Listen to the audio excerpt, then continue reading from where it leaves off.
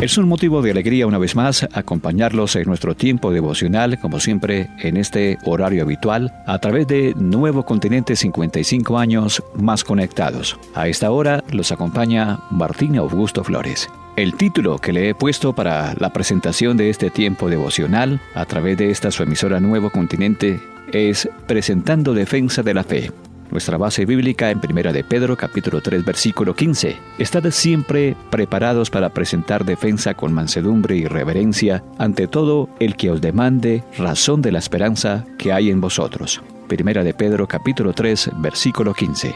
Cuando la sociedad ataca, hay que estar preparado para hacer una defensa. El término griego para defensa a menudo se refería a una defensa formal en un juzgado, pero Pablo también empleó la palabra para describir su capacidad de responder a cualquiera que le preguntara. No solo un juez, un magistrado o un gobernador. Miremos por unos instantes lo que nos dice Filipenses capítulo 1 versículos 16 y 17. Los unos anuncian a Cristo por contención, no sinceramente, pensando añadir aflicción a mis prisiones, pero los otros por amor, sabiendo que estoy puesto para la defensa del Evangelio.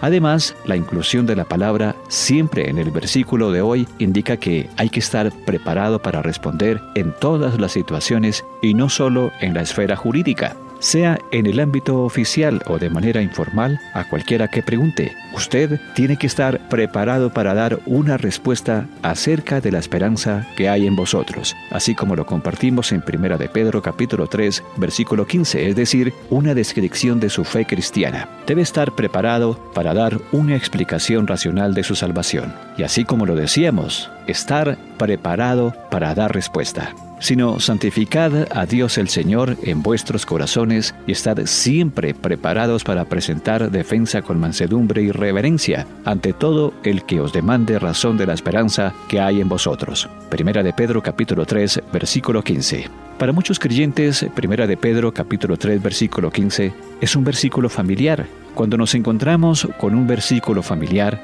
nuestra actitud debería ser: Señor, necesito entender mejor este versículo. No lo entiendo como debería. Enséñame nuevamente el significado de este versículo. Quiero compartir con ustedes 3 aspectos importantes para presentar defensa, así como lo dice 1 de Pedro capítulo 3 versículo 15, ante todo aquel que os demande la razón que hay en vosotros. Hacer lo correcto sin importar el precio. El contexto de 1 de Pedro capítulo 3 versículo 15 se refiere al sufrimiento que resulta de hacer lo correcto. ¿Y quién es aquel que os podrá hacer daño si vosotros seguís el bien? Mas también si alguna cosa padecéis por causa de la justicia, bienaventurados sois.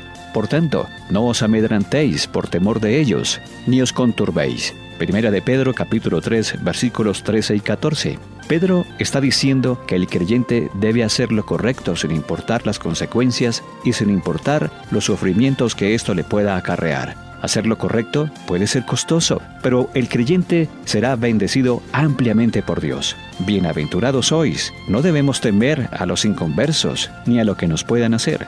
A Jehová de los ejércitos, a Él santificad, sea Él vuestro temor, y Él sea vuestro miedo. Isaías capítulo 8, versículo 13. Con el temor de Dios ante nuestros ojos, temamos hacer cualquier cosa que no agrade a Cristo, que solo pensar en hacer lo malo nos aterrorice. Cuando hacemos lo correcto en un mundo malo y cuando aún sufrimos por ello, los inconversos tomarán nota. Observarán cómo reacciona el pueblo de Dios bajo presión y persecución. Algunos incluso harán preguntas si debemos ser intrépidos como un león y estar preparados para responder de manera tal que les señalemos la única solución, el único Salvador. Y aquí comparto las razones de cómo, a través de la palabra del Señor, podemos compartir con ustedes este tiempo devocional y presentar defensa hacia aquellos que no conocen cuál es nuestra esperanza. Honre a Dios en su corazón. Santificad a Dios el Señor en vuestros corazones. 1 de Pedro capítulo 3 versículo 15. Esta expresión se basa en Isaías capítulo 8 versículo 13, que ya hemos citado. Santificad. Es un mandato. El único mandato del versículo número 15. Estad preparados puede parecer un mandato, pero no es exactamente un mandato. Al creyente se le dice que honre al Señor en su corazón. Esta es la frase clave en este versículo. Dios nos ha santificado, tal como también podemos encontrar en 1 Corintios capítulo 1 versículo 2, capítulo 6 versículo 11 y etcétera y etcétera. Hay muchísimos, pero queremos destacar principalmente estos. Y nosotros a su vez hemos de santificar a Dios. Dios nos ha apartado y nosotros a su vez hemos de apartar a Dios. Dios nos ha santificado, nos ha apartado para Él de una manera muy especial. Nos ha llamado a ser sus santos, que esto quiere decir apartados. ¿Qué significa entonces para nosotros santificar a Dios? Santificado sea tu nombre. Señor, que tu nombre sea honrado, que tu gloria, persona, sea adorada y reverenciada. Santificar a Dios significa que lo tratemos como santo, lo reverenciemos y respetemos por lo que Él es, el santo. Lo reconocemos como Señor. Honra a Jesucristo como Señor en tu corazón. Recuerde que su corazón es el templo del Espíritu Santo. Recuerde quién es Él, el que reside en su corazón, y quién es Él, el que preside su vida. Asegúrese de que su objetivo sea el Santo, el Supremo, el Soberano. Asegúrese de fijar sus ojos en Él. Moisés soportó la ira del rey de Egipto porque se sostuvo como viendo al invisible. Él santificó al Señor Dios en su corazón. Asegúrese de santificar al Señor dando a Dios un lugar especial en su corazón. Si ha de comunicarse correctamente con los hombres, primero tiene que tener comunión con Dios. Si ha de conectarse con otra persona, tiene que tener una conexión correcta con Dios. Antes de hablar a los hombres sobre Dios, tiene que hablar a Dios sobre los hombres. No puede dar un buen testimonio sin Dios. Si Jehová no edificare la casa, en vano trabajan los que la edifican. Así lo dice el Salmo 127, versículo 1. Si Dios no está en ello, es en vano. Es posible dejar fuera a Dios, aun cuando estamos hablando a otros de Dios. Podemos tener las palabras apropiadas. Podemos citar los pasajes apropiados de la Escritura. Dios puede incluso bendecir su palabra a pesar de nosotros. La persona a la que estamos hablando incluso puede llegar a ser salva, pero Dios no estaba en el testimonio, como debería haber estado, sabiendo que vuestro trabajo en el Señor no es en vano. 1 Corintios capítulo 15, versículo 58. Su trabajo es en vano sin el Señor, por cuanto sabe que su testimonio es en vano si Dios no está en ello. Por eso, ¿cuál es nuestra tarea? Santificar al Señor Jesús, honrarlo en nuestro corazón, enfocar nuestra mirada sobre Él. Cuando hablemos a otros, asegurémonos de que dependemos de Él, que su hermosura descanse sobre nosotros cuando tratemos de ganar a aquellos que están perdidos y que ellos olviden el canal y lo vean solo a Él.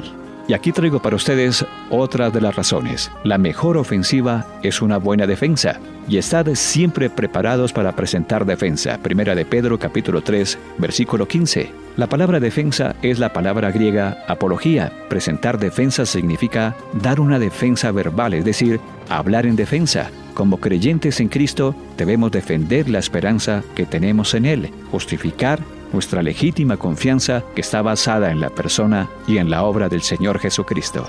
Algunos de los primeros padres de la Iglesia son conocidos como apologistas, que viene de la misma palabra griega. Estos hombres defendieron la fe cristiana contra las acusaciones de sus enemigos. Ellos escribieron cartas o libros en defensa de la fe. Y uno de los apologistas más conocidos es Justino Mártir. El creyente debe defenderse en vista de las acusaciones falsas que se levantan contra él. Es interesante que en la antigua Atenas, cada ciudadano tenía que defenderse personalmente si era acusado o llevado a juicio. En esos tiempos no había abogados en la antigua Grecia. Una persona no podía contratar a un abogado para que lo defendiera. Tenía que hacerlo por sí mismo. El creyente es responsable de hacer una defensa personal. Nadie puede hacerlo por él. En 1 de Pedro capítulo 3 versículo 16, el contexto inmediato dice: los creyentes eran acusados falsamente por los inconversos. Sean avergonzados los que calumnian vuestra buena conducta en Cristo. Los creyentes han de estar siempre preparados para dar defensa en vista de esas falsas acusaciones. Consideremos algunas ilustraciones de esto. Pedro y los demás discípulos fueron falsamente acusados el día de Pentecostés. Estos hombres están llenos de mosto, así como lo dice Hechos capítulo 2 versículo 13. Pedro levantó su voz y presentó una hábil defensa. Estos no están ebrios, como vosotros suponéis. En Hechos capítulo 2 versículo 15, su defensa incluyó una maravillosa presentación del Evangelio. Esteban fue falsamente acusado por una multitud judía enfurecida y encontramos su magistral defensa en Hechos capítulo 7. Pablo fue llevado ante los gobernantes en varias oportunidades habiendo sido acusado falsamente, y él estaba preparado para presentar defensa. En Hechos capítulo 22 encontramos un ejemplo muy importante. Dice el verso número 1, «Oíd ahora mi defensa». Los primeros cristianos fueron acusados de ser ateos. En los hogares romanos paganos se encontraban muchos ídolos y estatuas, pero en los hogares de los creyentes no se veían dioses visibles, de modo que eran acusados de no creer en los dioses. Ellos se defendían de esta acusación declarando que su fe era en el único Dios verdadero e invisible. Aquí tenemos otro ejemplo. Martín Lutero fue acusado por la Iglesia Católica de ser hereje y de enseñar falsas doctrinas. Él presentó su memorable defensa. «Aquí estoy, Dios me ayude, no puedo hacer otra cosa». Podemos decir que es una vida que provoca preguntas, y estad siempre preparados para presentar defensa con mansedumbre y reverencia ante todo el que os demande razón de la esperanza que hay en vosotros. Así lo expresa 1 de Pedro capítulo 3 versículo 15. Los miembros de los cultos están a menudo bien entrenados y bien indoctrinados en sus falsas doctrinas. Ellos están siempre preparados para dar defensa a todo hombre que les demande la razón de la falsa esperanza que está en ellos. A veces dejan en vergüenza a los creyentes por su habilidad en manejar, y podemos decir aquí maltratar las Escrituras citando la Biblia y discutir temas bíblicos. Sin embargo, sabemos que están descansando sobre un fundamento que no es firme ni seguro. Estad siempre preparados y dispuestos a presentar defensa a todo el que pregunte, y bien lo sabemos que ellos preguntarán. Por eso lo decíamos, su vida provoca preguntas, sus labios dan las respuestas. Colosenses capítulo 4 versículo 6 enseña lo mismo, para que sepáis cómo debéis responder a cada uno, implicando que los inconversos harán también preguntas. Eso lo sabemos. Alguien podrá decir, seré un testigo silencioso del Señor. Dejaré que mi vida sea un testimonio. No predicaré el Evangelio, viviré el Evangelio. Vivir el Evangelio es esencial, pero no es suficiente.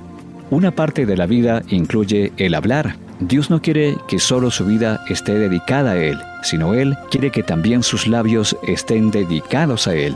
No puede divorciar sus labios de su vida. Recordemos, muestra y habla. Ambos son necesarios. Debemos mostrar con nuestra vida y hablar con nuestros labios. Estemos siempre preparados para las preguntas que nos harán si estamos viviendo piadosamente en Cristo Jesús.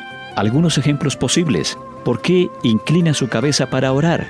¿Por qué va a la iglesia 3 veces a la semana y recorre esa larga distancia para adorar? ¿Por qué nunca dice palabras groseras? ¿Por qué no se ríe de algunos de nuestros chistes? ¿Para qué lee la Biblia? ¿No está la Biblia llena de errores y contradicciones y discrepancias? ¿Está preparado siempre para dar respuesta a esas preguntas? ¿Está su vida provocando estas preguntas? La Biblia dice que somos un pueblo escogido. Cuando la gente pregunta, ¿por qué son ustedes tan especiales?, nosotros deberíamos estar preparados para responder. En realidad, cuando la Biblia dice que somos un pueblo escogido, significa que somos un pueblo especial de su propiedad. Tito capítulo 2, versículo 14. Pertenecemos a Dios de una manera especial. Pero cuando el pueblo de Dios camina ante los inconversos, lo que hacemos y decimos a menudo les parece muy singular. Nuestras vidas han de ser decididamente diferentes. Así como hallamos esta gran respuesta en Romanos capítulo 12, versículo 2. Se harán preguntas. Nuestra vida debe provocar preguntas. Nuestros labios han de dar respuestas. Estemos siempre preparados para exponer clara y convincentemente nuestro caso. Estemos siempre preparados para presentar defensa. Contemos con que las preguntas vendrán y estemos preparados para cuando vengan. No se sorprenda cuando se hagan esas preguntas. Debe estar preparado para cada una de ellas.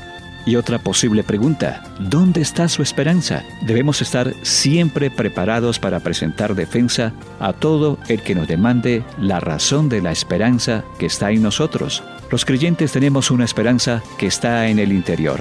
Cristo en vosotros, la esperanza de gloria, así como lo encontramos en Colosenses capítulo 1, versículo 27. Jesucristo es nuestra esperanza. 1 Timoteo capítulo 1, versículo 1. Tenemos una esperanza que está centrada en la persona de Cristo que mora en nosotros. Las personas que no conocen de Cristo están sin Él, sin Dios, sin esperanza. Efesios capítulo 2, versículo 12. No somos como los demás, que no tienen esperanza. Primera Tesalonicenses capítulo 4, versículo 13. Las personas que no conocen del Señor están en tinieblas. Efesios capítulo 5, versículo 8. Sin luz al final del túnel. Cuando presentemos nuestra defensa, señalemos hacia la luz, presentemos claramente la única solución, la única satisfacción, el único Salvador. Y aquí hay otra razón muy importante para presentar defensa. Cuidemos nuestra actitud. Cuando contestemos las preguntas, hagámoslo con la actitud correcta, con mansedumbre, irreverencia y temor. No debemos discutir porque no estamos tratando de ganar una disputa.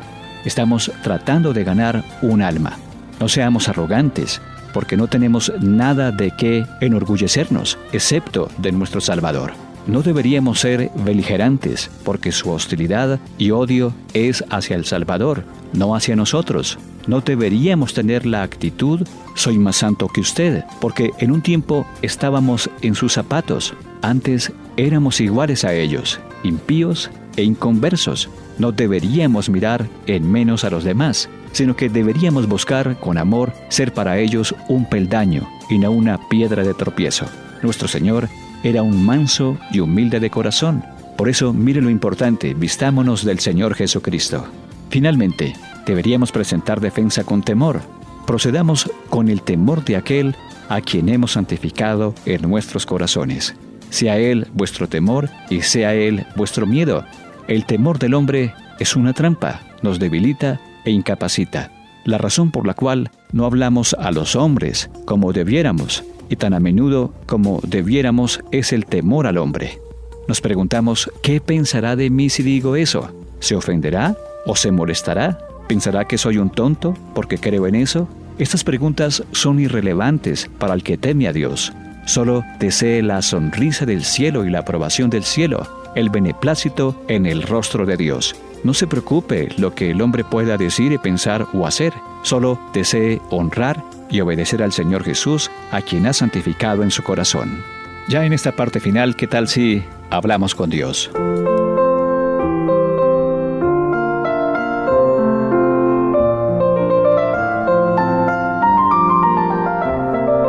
Espíritu Santo, tú que eres nuestro consolador, tú nos conoces lo más íntimo que hay en cada uno de nuestros corazones. Conoces nuestra necesidad, tú sabes que yo y todos necesitamos ese consuelo. Seguramente hemos esperado que al igual, Señor, como tú nos consuelas, todos seamos consolados para también poder consolar a otros.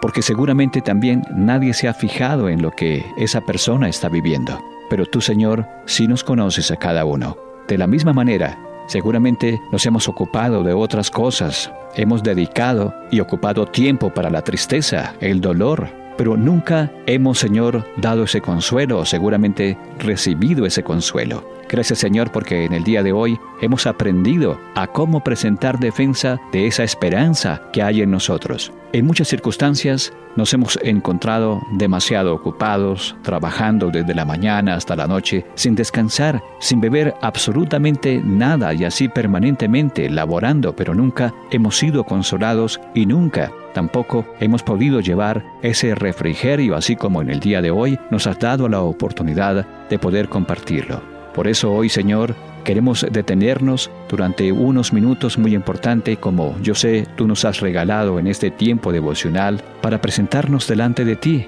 y decirte, Señor, Dios, habla a nuestro corazón. Tú eres el Dios que nos recompensas, el Dios que nos remunera. Eso eres tú. Y por eso cada día deseamos encontrar ese consuelo, esa necesidad, así como en el día de hoy, de poder presentar defensa, pero que lo hagamos, Señor, como lo dice tu palabra, con mansedumbre, con reverencia, ante todos aquellos que necesitan también conocer de esa esperanza que nosotros también tenemos. Señor, vivimos en una sociedad que seguramente nos ataca, no quieren escucharte, no quieren tampoco que nosotros hablemos de ti. Pero tú nos instas a través de esta palabra de 1 de Pedro, capítulo 3, versículo 15, a que estemos siempre preparados para presentar defensa. Y por eso, en el día de hoy, queremos darte gracias, Señor, porque ahora podemos dar esa respuesta acerca de la esperanza que hay en nuestras vidas. Podemos dar una descripción real de nuestra fe cristiana. Gracias, mi Señor Jesús, porque podemos honrarte a ti con todo nuestro corazón. Gracias, mi buen Dios, porque ahora podemos santificar tu nombre y también contarles a otros cómo lo pueden hacer. Gracias, mi buen Jesús, porque tú hoy nos has enseñado a comunicarnos de la forma correcta, con hombres, con mujeres, con aquellos que también desean esta conexión contigo a través de tu palabra. Señor, nuestra casa ha sido edificada y ahora te damos gracias porque podemos edificar a otros también para que esa vida familiar pueda cambiar. Gracias, mi buen Dios, porque ya no seremos esos testigos silenciosos, sino ya somos conscientes que debemos predicar el Evangelio, vivir el Evangelio, que no solamente, así como lo dice tu palabra, ser oidores, sino hacedores de tu palabra.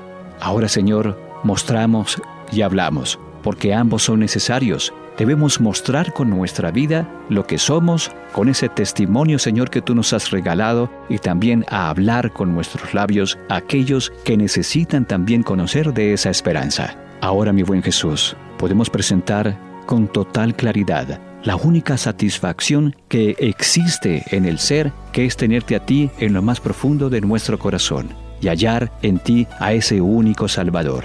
Gracias, Señor, porque ahora podemos honrarte, podemos obedecerte a ti, Señor, y podemos santificar con todo nuestro corazón, presentándonos mansos y humildes de corazón. Por eso, Señor, te damos gracias por darnos ese privilegio de compartir tu palabra con aquellos que aún no te conocen. Oramos en el nombre de Jesús. Amén. Y así llegamos a la parte final de este tiempo devocional que he llevado para ustedes a través de Nuevo Continente 55 años más conectados. No olvidemos que debemos estar siempre preparados para presentar defensa a todo el que nos demande razón de la esperanza que está en nosotros. Como creyentes, tenemos una esperanza que está en nuestro interior, Cristo en vosotros, la esperanza de gloria. Jesucristo es nuestra esperanza. Y sabe que tenemos una esperanza que está centrada en la persona de Cristo, que mora en nosotros. No olvidemos que cuando presentemos nuestra defensa, señalemos hacia la luz. Presentemos claramente la única solución, la única satisfacción y el único Salvador. Gracias por acompañarnos. Quien se despide de ustedes, Martín Augusto Flores. Bendiciones para todos.